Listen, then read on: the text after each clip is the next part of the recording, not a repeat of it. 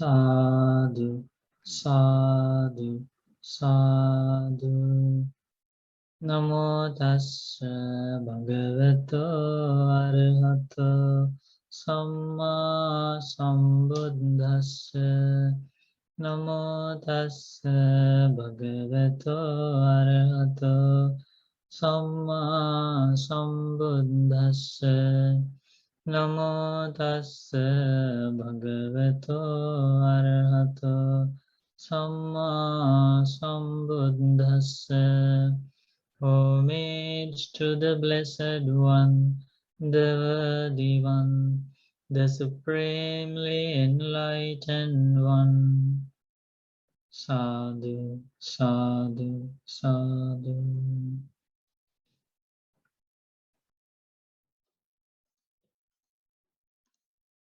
Namo Buddhaya. I pay homage to the Blessed One, the Supreme Buddha. I pay homage to my teacher, Luksami. Sadhu, sadhu.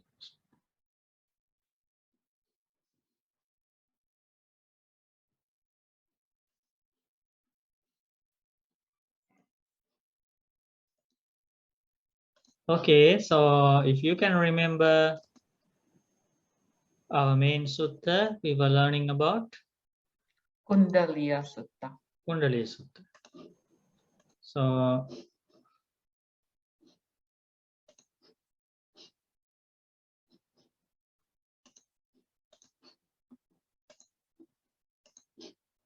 let me share this screen here. Kundaliyasutta. So we were learning, so Buddha was teaching to a wanderer named Kundaliya about the Noble Eightfold Path, the path to end suffering. And Buddha was presenting that path in an amazing way, beautiful way. And Buddha started explaining the path with sense restraint. We learned about that. Then Buddha explained sense restraint, the guarding the sense faculties, eye faculty, ear faculty, nose faculty, tongue faculty, body faculty, and mind faculty. Guarding the doors of these faculties will lead to the giving up of bad conduct by way of body, speech, and mind, and it will lead to the development of the good conduct by way of body, speech, and mind. We learned about that. Then the three kinds of good conduct, when they are developed and cultivated, will fulfill the 4 kinds of mindfulness meditation. And what are these 4 kinds of mindfulness meditation? A mendicant meditates by observing an aspect of the body, keen, aware, and mindful, rid of desire and aversion for the world. So we were learning about this part of the mindfulness meditation, observing the body in terms of realizing the stages of enlightenment. So that was the Kundaliyasutta. And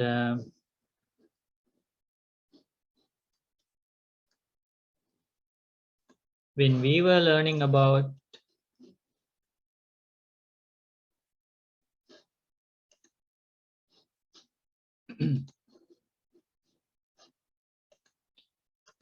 different mindfulness techniques under the observing the body, we learn which meditation did we learn first?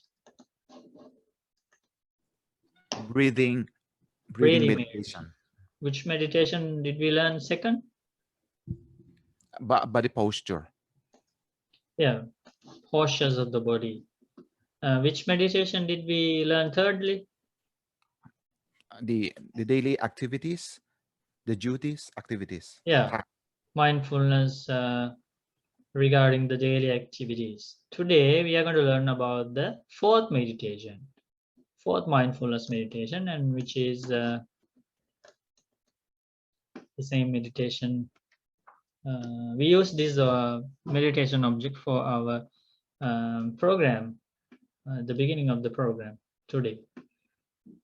So can somebody read that? Can I read? But go ahead. Okay, so I can read some in Mhm. answer. And again, a monk reflects precisely on the body itself, and encased as it is in skin and full of various impurities, from the soles of the feet up to from the feet up and from the crown of the head down, that there is connected with this body hair of the head, hair of the body, nails, teeth, skin, flesh, sinews, bones, marrow, kidneys, heart, liver, membranes, spleen, lungs, intestines, mesentery, stomach, excrement, bile, phlegm, pus, blood, sweat, fat, tears, serum, saliva, mucus, synovic fluid, urine. Keep reading. Monks, it is as if there were a double-mouthed provision bag that was full of various kinds of grain, such as hill paddy,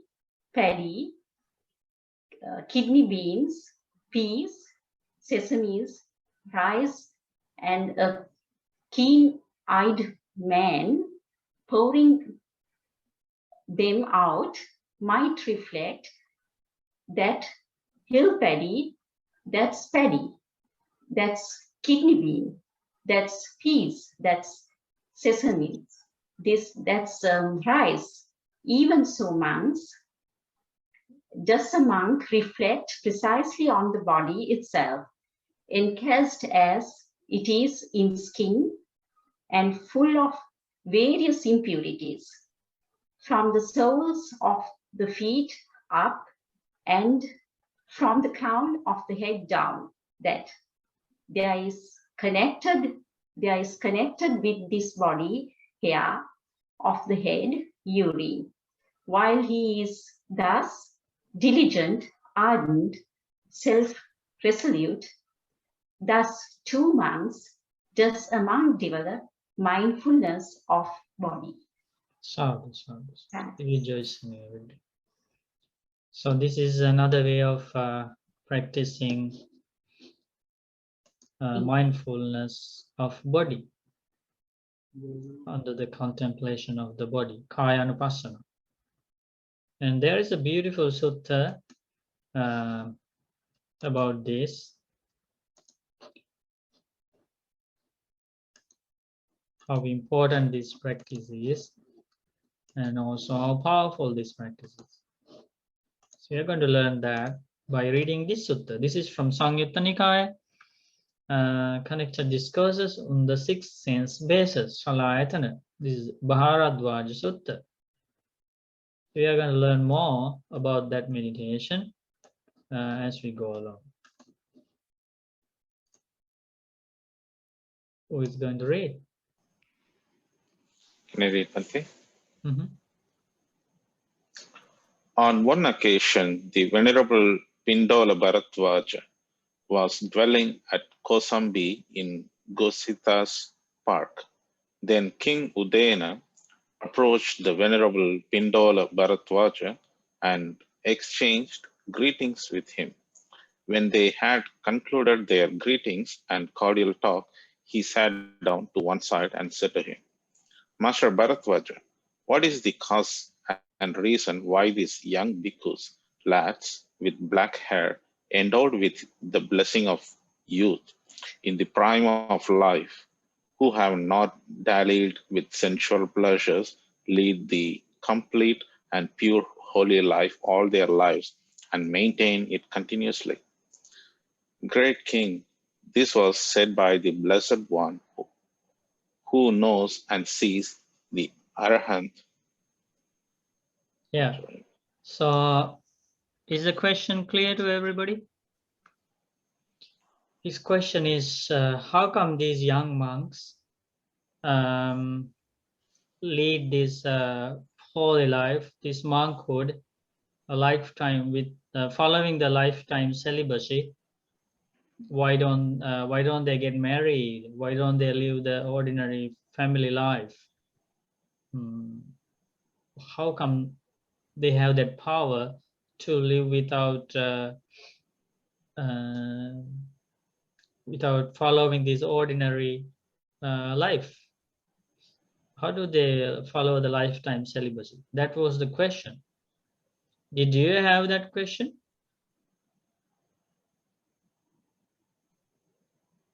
Yes. Yes. Okay. Now you are going to learn the answer, the secret. Okay. Secret of monks.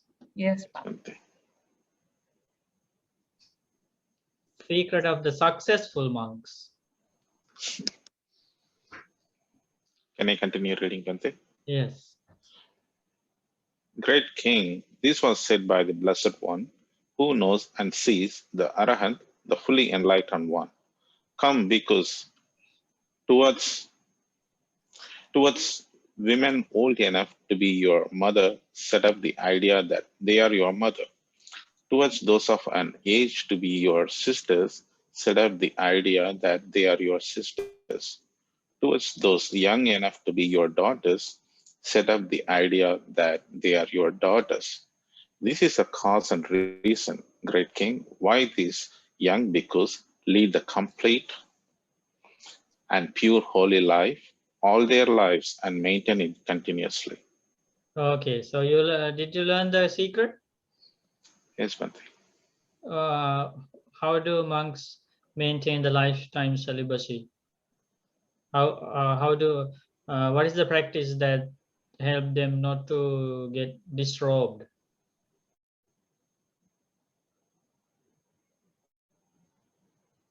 To think that let's say to think that the female counterpart is reminds them of their mother themselves, or reminds them of their own sisters.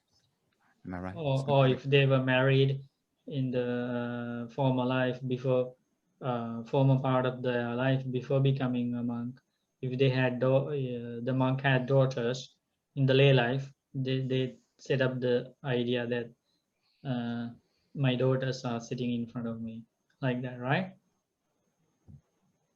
Is that a beautiful practice? Yes, Bhante. That's a powerful practice, right? That's why this Bhāradvājasutta Bhante said, this was said by the Blessed One who knows everything and sees everything. It is Buddha's instruction. Who is going to read next?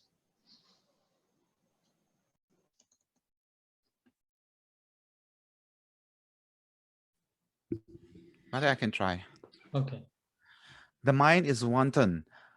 Master Bharadvāja. Sometimes states of lust arise even towards women old enough to be one's mother. Sometimes they arise towards women of an age to be one's sister. Sometimes they arise towards women young enough to be one's daughter. Is there any other cause and reason why these young bhikkhus lead the complete and pure holy life all their lives and maintain it continuously? Is the question true? Yes. Yes, Bhante. Yeah, he was very open and it's a fair question, right? Yes, yes. Answer? Great King, this was said by the Blessed One who knows and sees, the Arahant, the fully enlightened one. Come, bhikkhus, review this very body upwards from the soles of the feet, downwards from the tips of the hairs, enclosed in skin, as full of many kinds of impurities.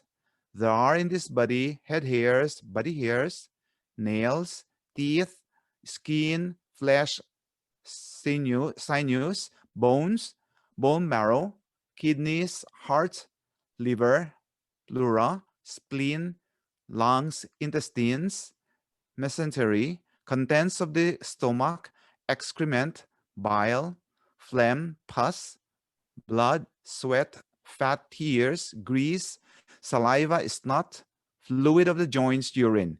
This too, great king, is the cause and reason why these young bhikkhus lead the complete and holy and pure holy life all their lives and maintain it continuously.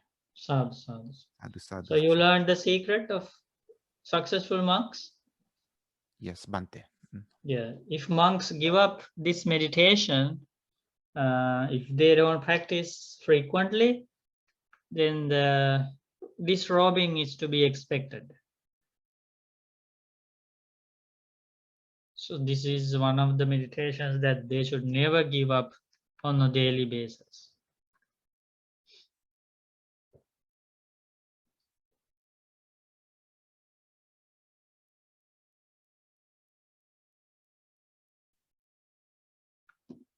And if we continue studying the sutta, we can learn more about monk's life. Who is going to read next? Can I try? Oh, Mhm. sorry, go ahead. Go Mhm. ahead, Bodhi. Yeah, okay, thank you. That is easy, Master Bhāradvāja, for those bhikkhus who are developed in body, developed in virtue, developed in mind, developed in wisdom. But it is difficult for those bhikkhus who are undeveloped in body, undeveloped in virtue, undeveloped in mind, undeveloped in wisdom. Sometimes, though, one thinks, I will attend to the body as foul. One behold it as beautiful. Is there any other cause and reason why these young bhikkhus lead to the complete and pure holy life all their lives and maintain it continuously? Great kings, this was said by the blessed one who knows and sees, the arahant, the fully enlightened one. Come, bhikkhu, dwell guarding the doors of the sense faculties. Having seen a form with the eye, do not grasp its sign and features. Since if you leave the eye faculty unguarded, evil, unwholesome state of the covetousness and displeasure might invade you. Practice the way of its restraint, guard the eye faculties. Undertake the restraint of the eye faculties. Having heard a sound with the ear, having smelled an odor with the nose, having suffered taste with the tongue, having felt a tactile object with the body, having cognized a mental phenomenon with the mind, do not grasp its sign and features. Since if you leave the mind faculty unguarded, evil, unwholesome state of covetousness and displeasure might invade you. Practice the way of its restraint, guard the mind faculty, undertake the restraint of the mind faculties. This too, great king, is a cause and reason why these young bhikkhus lead the complete and pure holy life all their life and maintain it continuously.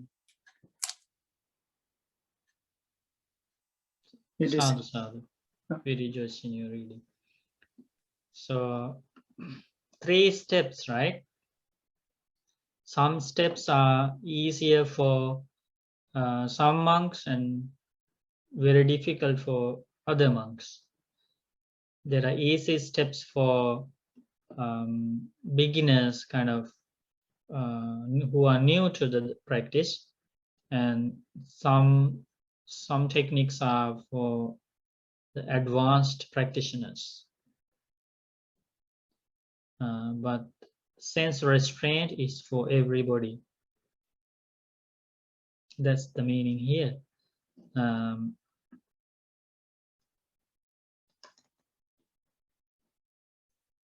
Who's going to continue reading? I can try, Bante. Okay. It's wonderful, Master Bhāradvāja. It's amazing, Master Bhāradvāja. How well this has been stated by the Blessed One who knows and sees, the Arahant, the fully enlightened one. So this is the cause and reason why these young bhikkhus, lads with black hair endowed with the blessing of youth, in the prime of life, who have not dallied with sensual pleasures, lead the complete and pure holy life all their lives and maintain it continuously. In my case too, when I enter my harem unguarded in body, speech, and mind, without setting up mindfulness, unrestrained in the sense faculties, on that occasion states of lust assail me forcefully. But when I enter my harem guarded in body, speech, and mind, with mindfulness set up, restrained in the sense faculties, on that occasion states of lust do not assail me in such a way. Magnificent Master Bhāradvāja, magnificent Master Bhāradvāja. The Dhamma has been made clear in many ways by Master Bhāradvāja, as though he were turning upright what had been turned upside down, revealing what was hidden, showing the way to one who was lost, or holding up a lamp in the dark for those with eyesight to see forms. Master Bhāradvāja, I go for refuge to the Blessed One, and to the Dhamma, and to the Bhikkhu Sangha. From today, let Master Bhāradvāja remember me as a lay follower who has gone for refuge for life. Sa. Okay. Did you learn lots of new things? Secrets are revealed. Right?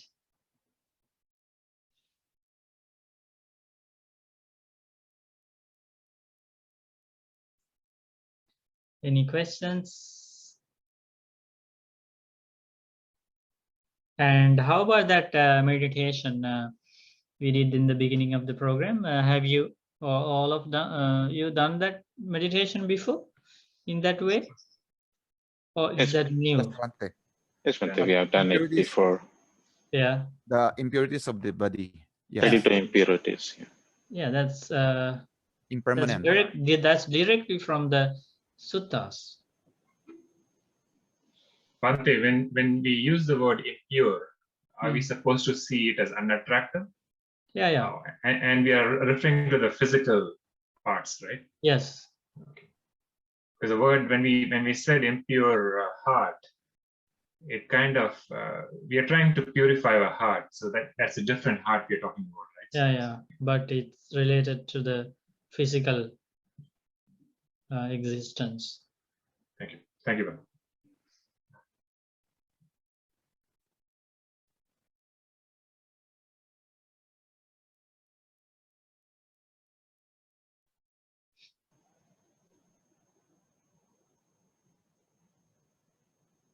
And that meditation also leads to the stages of jhanas and stages of enlightenment.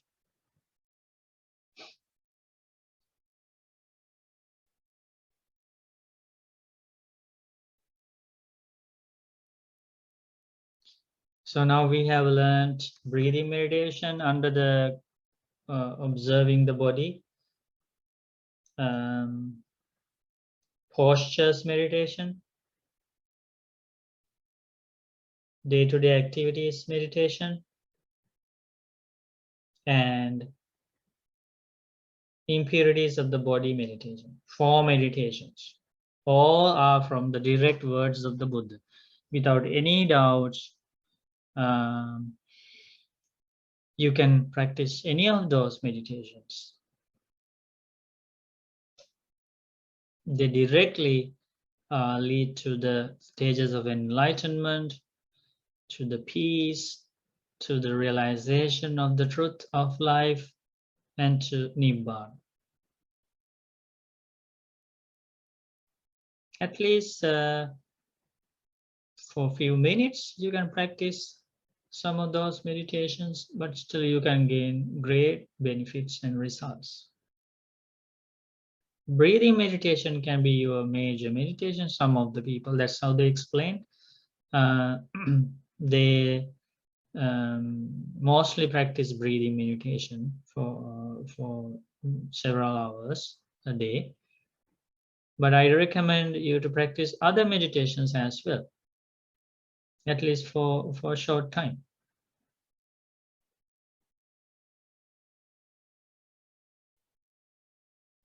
If the defilements are stronger, it's hard to focus on breathing. And the mind is carried away by those defilements such as lust, anger,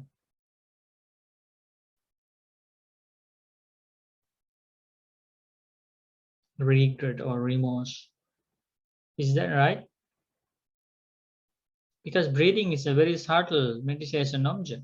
So at that time, you can start off with impurities of body meditation. You can practice that meditation for some time. And then when the mind is calm and clear, you can start doing breathing meditation.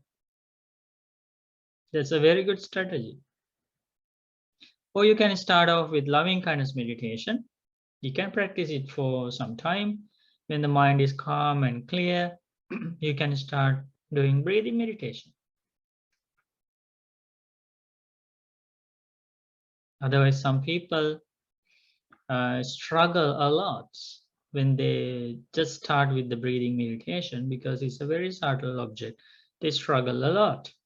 So this is a very good strategy to calm yourself down and to get some tranquility of the mind first, and then continue with the breathing meditation. You defeat the major defilements first, and with a clear mind, you continue any meditation object to fight against the major defilements. These meditations, such as the impurities of the body meditation, loving kindness meditation, reflection on the qualities of the Buddha meditation, are very helpful. Do you normally practice like that? Or you are very advanced practitioners, so you start off with the breathing meditation from the beginning and no problems, no hindrances, so you can easily concentrate the minds? So how does it happen? Ante, for me, I like to start with the loving kindness meditation, and but for a little bit, just for a short time, and then go to breathing meditation. I start with the precepts, Bhante. Giving reverence to the Buddha, taking the precepts, and then do some chanting.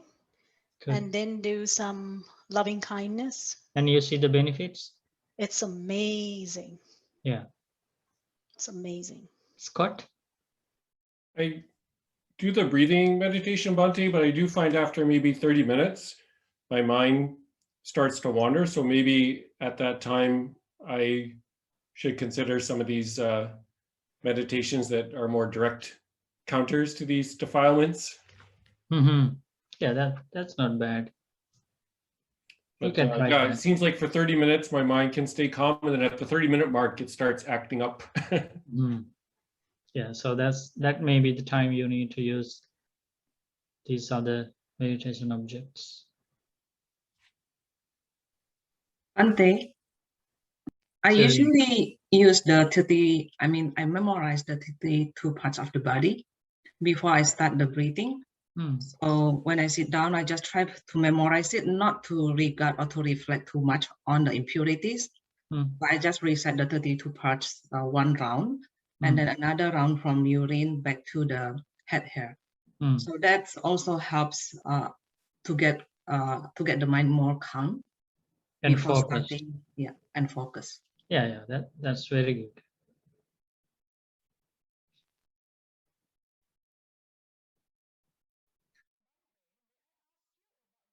That's very important. The memorizing all the 32 parts. That's very important.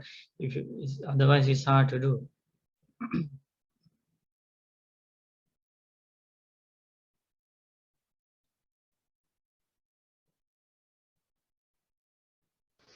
Bhante, not just memorizing the 32 parts, it's helpful to memorize all the themes of the Buddha teaching, the 12 links, impermanence, 4 foundations of mindfulness, 7 factors of enlightenment, because you can meditate on any one of those teachings. That's a part of the practice. It's called so this is how this path is described by the Buddha in many places. First one is sutta. Sutta means listen to the Dhamma well. Listen. Nowadays we can say listen and read because we have books. So sutta. This is the path explained by the Buddha. Second one is data. Memorize well what you learn.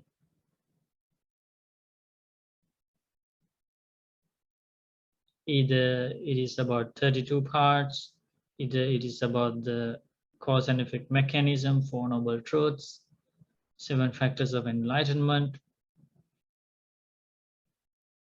Memorize it well. Sometimes people like to take notes, write on the books, and so it helps for them to memorize. Otherwise, they forget easily. Sutta, dhata. Third one is vachasa parichita. Chanting. Reading them frequently.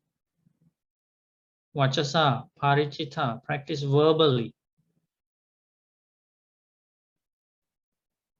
Just before the meditation, just chant the 32 parts.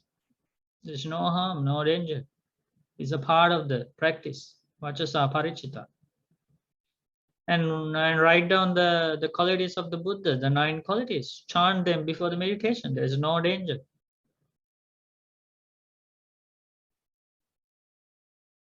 Vachasa parichita. Or read the entire sutta. Do a chanting. Sutta, dhata, vachasa parichita. Manasanupekkita.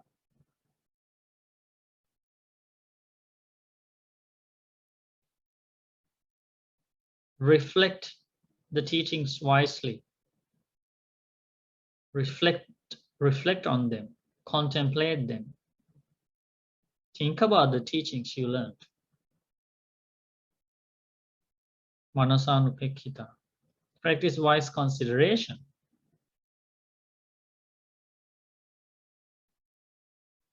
You can do that because you have memorized it. You can do that because you have practiced them frequently, verbally. Manasanupekkita. Next one is Ditthya Suppatividdha. Ditthya Suppatividdha. Straighten your weaves. Straighten your weaves in line with the teachings of the Buddha. Get rid of doubts. Understand things clearly.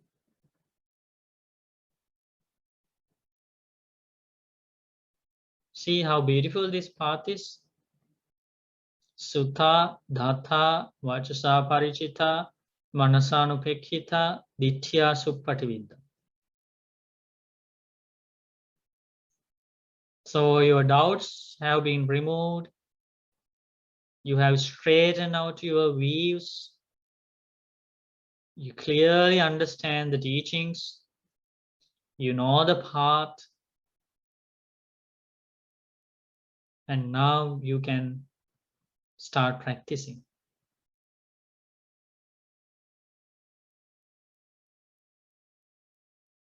That's very important. So because people don't like to follow this path, maybe because they don't know about it, or because they forget the instructions of the Buddha, as soon as they hear the teachings, first one, sutta, they don't go for the second one, dhata. They don't thing to memorize. Instead, they start debating, arguing. So no memorizing. When they go to the practice, there is nothing in the memory, because they only completed the first part of the training, that is sutta, listening. They didn't go for the second one, datta. They didn't memorize. So we have lots of homework, right? We had to do by ourselves.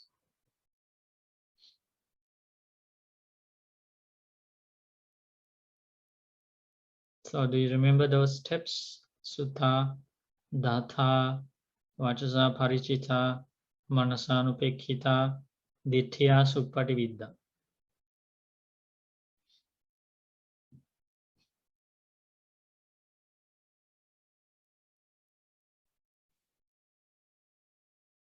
Good. Any other questions about anything you like to ask? Bhante, can I ask you a question, please? Mm-hmm. Bhante, are all these meditations, they lead to a state called liberation by mind, ceto vimutti, and also liberation by wisdom? Yeah, all the meditations mentioned in the 4 establishments of the mind, mindfulness, leads to the ceto vimutti, and panya vimutti is another name for nibbana. So they all basically lead to the nibbana. So only arahant possesses ceto vimutti and Only panya arahants possess ceto vimutti and panya vimutti. That means nibbana. But there are 2 kinds of arahants, Bhante. One is the liberated both way, ubato bhaga vimutto, and the second one is panya vimutto. Yeah, but both of those arahants, both categories have completed the 4 establishments of mindfulness. So both of them and the jhanas. Only difference is the one category of arahants known as the ubhato bhaga vimutta, liberated from both ends or both ways, have developed jhanas to the maximum level. They have attained first form jhanas and also the formless jhanas. They have developed jhanas to the maximum level. That is called liberated by mind, ceto vimutti, and also they have realized the Four Noble Truths. That is their vipassana knowledge. So the first part is samatha and the second part is vipassana. So that is the first group of arahants. They are the arahants who normally possess psychic powers, knowledge to see past lives of beings, knowledge to see how beings die and get reborn according to the karma, and they possess the knowledge to read others' minds, those kind of lots of abilities. And on the other hand, the second group of arahants, they only gain the first form jhanas only. They don't have all the other jhanas. They haven't reached the maximum levels of jhanas, but they have reached all the form jhanas. First jhana, second jhana, third, fourth jhanas. And that is their samatha practice. And from the vipassana practice, they have realized the Four Noble Truths fully and attained arahantship. They have attained nibbana. And they are liberated from all suffering. They are not going to be reborn again. They are bearing the final body. Only thing is that they don't have the ability to see past lives. They don't have those psychic powers. They can't read others' minds, but they have.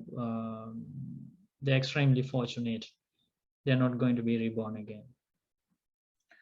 But both types of arahants they have Cetuvimukti and Panyavimukti. They have to have those. Yeah, I just said that. Yes, ma'am. No moment. 1 minute. Any other questions? Ms. Bhante, that word that you use, data, how do you, is that related to memorizing? How do you spell that, Bhante? Data is the Pali word for memorizing. D-H-A-T-A, data. D-H-A-T-H-A? Yeah, data, D-H-A-T-A. T-A, okay. Data. Thank you. Good. One day I have a question. Mm-hmm. It is said that the Buddha possess all-knowing knowledge, or Sabbanyutanyana. Mm-hmm. Can Bhante explain what are the knowledge that the Buddha have? Just one question. Yes, Sabbanyutanyana. Buddha knows everything means some people in the time of the Buddha, some like Nigantanatha, one of the religious leaders, claimed to have the knowledge of seeing everything, knowing everything. What he meant was at a given time, he can see everything. He can know everything. But Buddha's Sabbanyutanyana is different. Buddha, when people asked about it, the Buddha said it is impossible for a being, for a human being, for a god or any being to have such kind of a knowledge, to see everything in a single moment. It is impossible. There is no such knowledge in the world. But the real meaning of the Sabbanyutanyana, knowing everything, means whenever the Buddha wanted to know about something, he can know about it.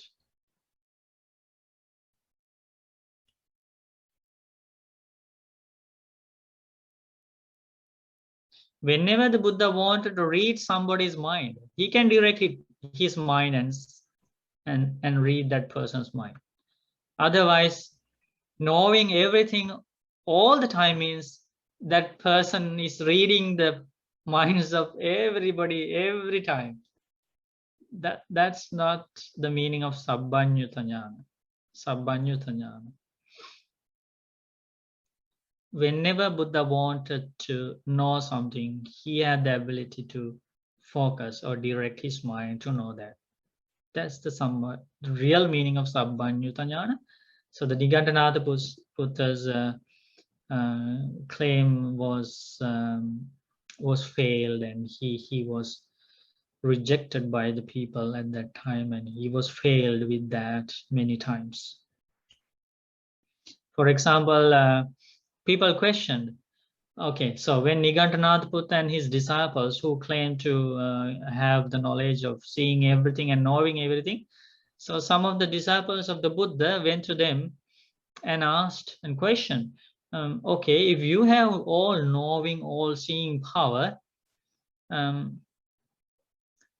why do you, when you want to go somewhere and you don't know the direction to go, why do you ask people how to get there, how to get to that village? Can you tell me the direction? Why do you ask?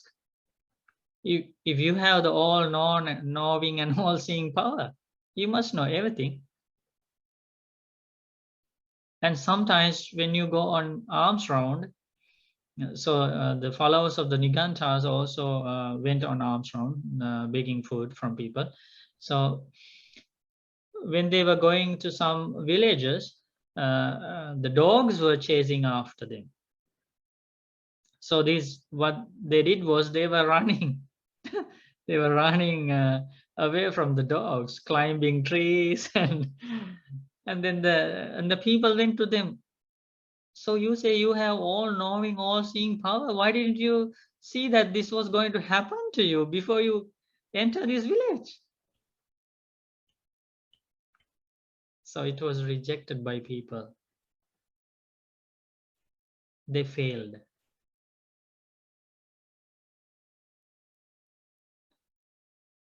Okay. Thank you, Bhante. Yeah, it was a lie. It was a lie of Nigantas. There wasn't such a knowledge in the world.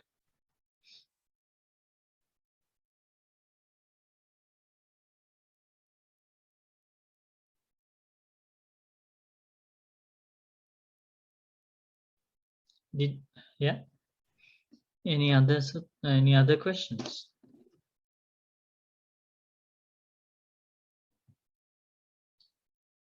Bhante, just want to clarify. So Sabbanritanyana, is it different from the knowledge that the Buddha attained when he become enlightened on that night, like the knowledge where he can see his past life and then the life of the beings being born and, you know, die? And yeah, I think it's a collective name for all the knowledges the Buddha had.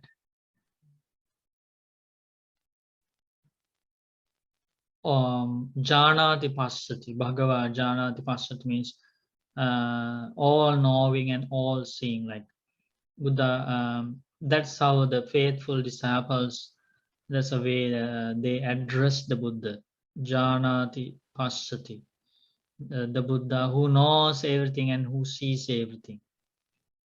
So it's a collective name for all the knowledges the Buddha had.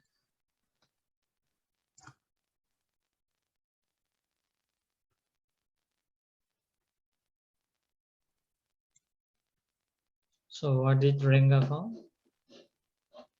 You found a... I found out the sutta related to I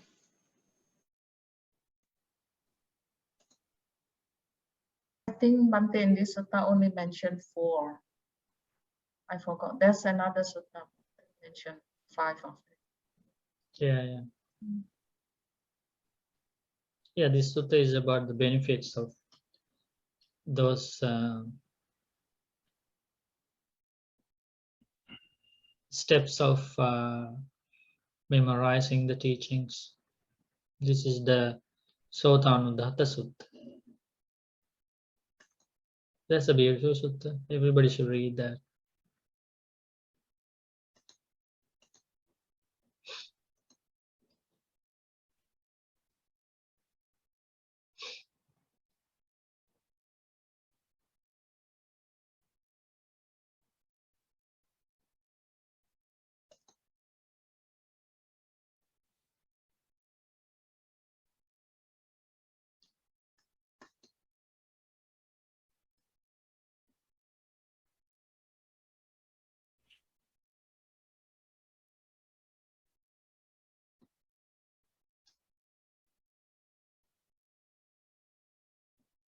Did anybody make a decision to practice the impurities body meditation?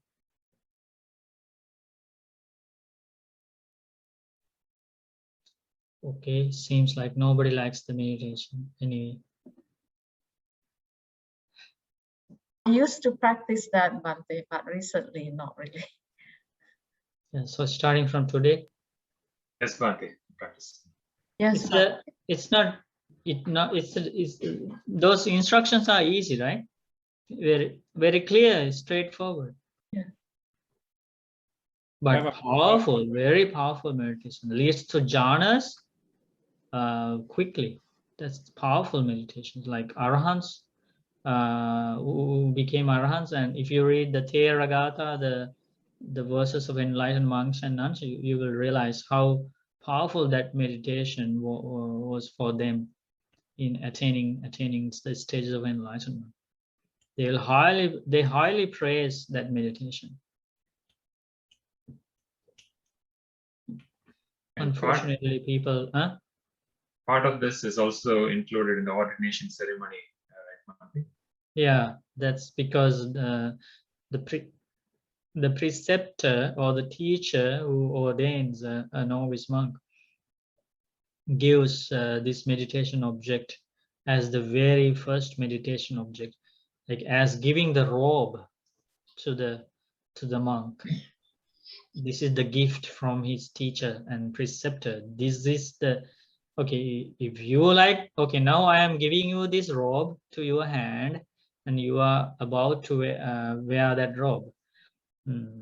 If you like to keep this robe for the rest of your life, accept this meditation as well. If you forget this meditation, you will one day return your robe. You will return it to me and go back to the lay people's clothes. It is that powerful meditation. It's that fundamental meditation, initial meditation. In the ordination ceremony, you will definitely hear about this, the preceptors giving these instructions for this meditation, at least as a chanting at that time. All over the world, in all the ordination ceremonies, you will hear that. I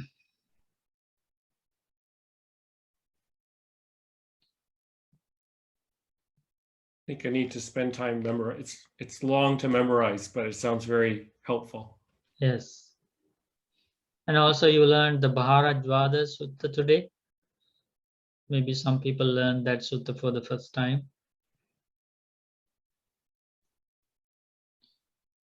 And you see how, like how wise those lay people at that time. And he was, I think, what is the name of that person who questioned? Isn't it King Udeni? King Udeni? Udena, yeah. Udena, yeah, he was a king. Think about the wisdom. Think about the wisdom. Like nobody comes to and ask, Bhante, how come you spend this life? Like, why didn't you disrobe yet?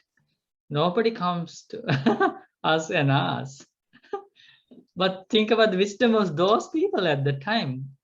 Like they directly went and asked, how come you practice lifetime celibacy? It's very hard for us to do that as lay people. How do you do this?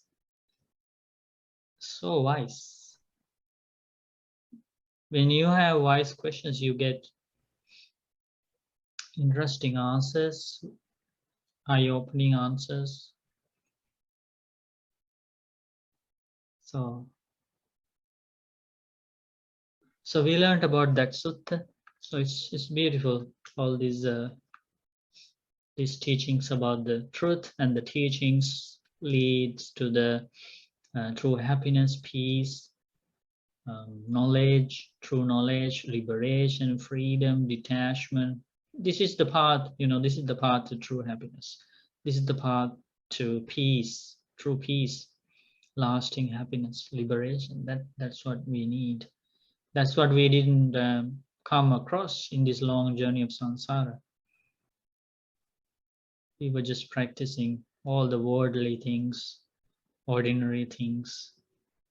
Our thinking pattern was very, very limited, narrow, and we were completely like invaded by all these desires, defilements, attachment, clinging, craving, and we ended up in taking rebirth in hell, animal world, ghost world, many times, incalculable times.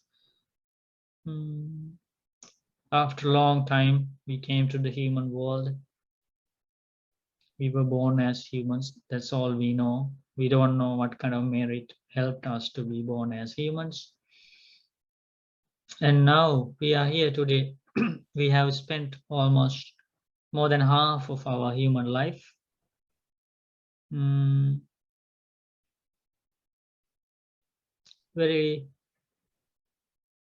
little to spend. We are reaching the end to our life very fast. our parents, of some of our friends, brothers, sisters already have reached the end of the human life. We don't know where they are. We don't know what they are doing. So in the same way, we will reach the end of this life. Not after many, many years, but very soon.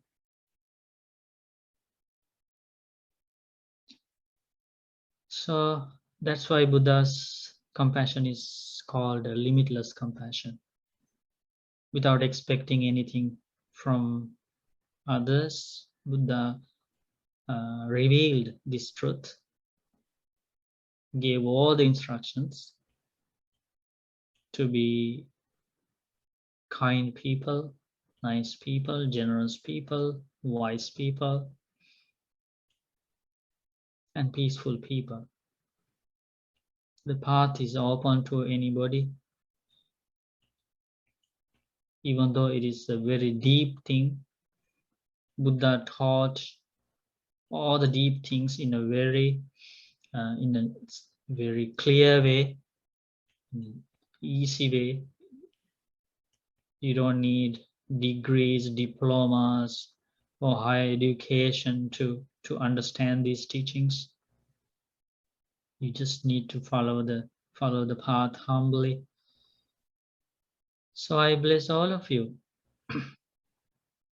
May you spend the rest of your life in line with the teachings of the Buddha, practicing all the awesome qualities day by day, cultivating noble qualities in your heart, helping the people around you, spreading compassion and loving kindness to all beings.